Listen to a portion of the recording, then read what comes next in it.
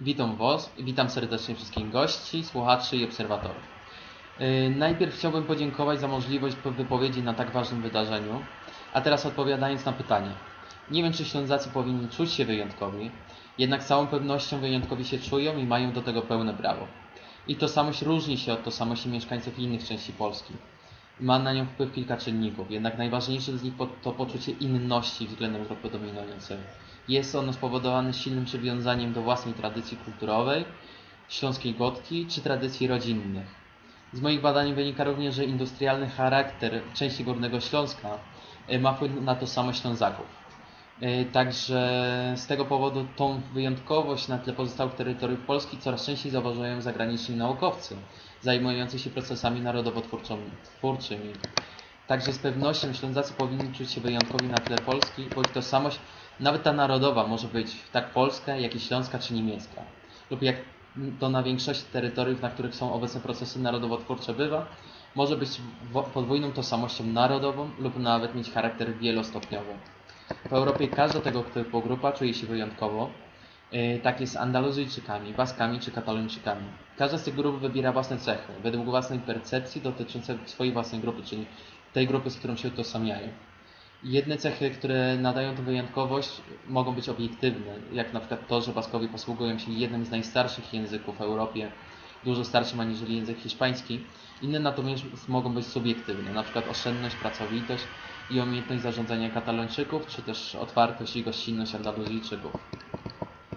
To, co może łączyć te grupy, to właśnie to poczucie inności, między innymi własnej kultury wobec grupy dominującej i jej kultury. Ta inność w wielu państwach została wykorzystana jako pozytywny element pejzażu kulturowego całego państwa. Niektóre z nich przekształciły się w państwa wielonarodowe, inne natomiast państwa jak Hiszpania w państwa wielonarodowościowe.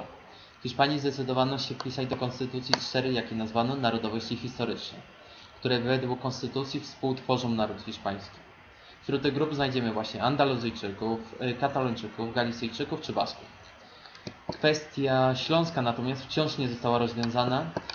Ten problem, mimo że głównie tożsamościowy, on powoduje pewien konflikt kulturowy, społeczny, a może nawet i polityczny, niejednokrotnie prowadząc do radykalizacji w tym tej politycznej Ślązaków. Dlatego trudno sobie dzisiaj wyobrazić, aby rozwiązanie było inne, aniżeli prawne uznanie Ślązaków.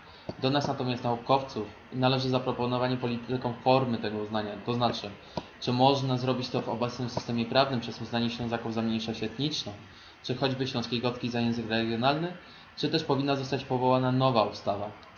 W moim przekonaniu obecna ustawa może nie jest idealna, ale jeszcze ten konflikt rozwiązuje.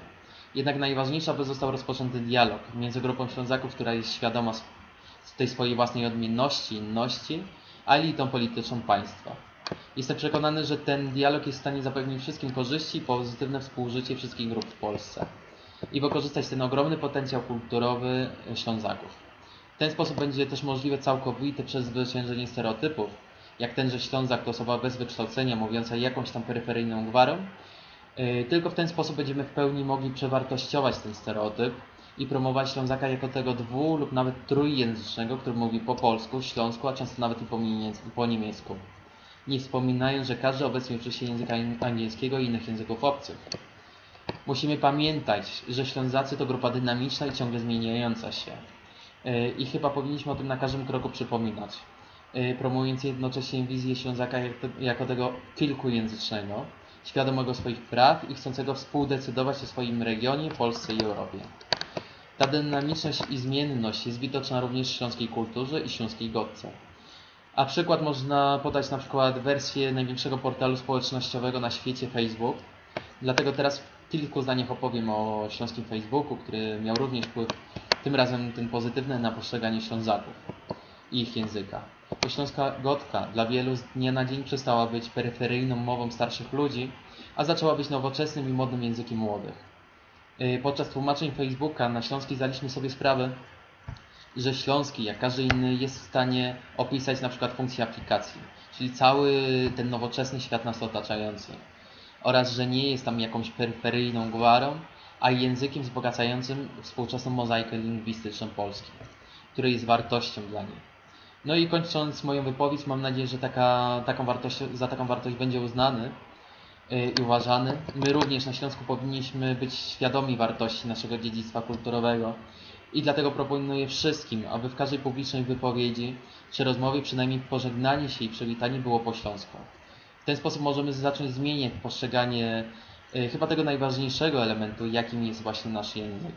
Serdecznie dziękuję za zaproszenie. Mam nadzieję, że o Śląsku i Ślązakach będzie się mówić coraz więcej i bez uprzedzeń i stereotypów, które są uproszczonymi ideami, nie mającymi z współczesnym i obecnym Ślązakiem i dynamiczną grupą, jaką są Ślązacy, wiele wspólnego, a tylko utrudniają ten tak ważny dla nas dialog.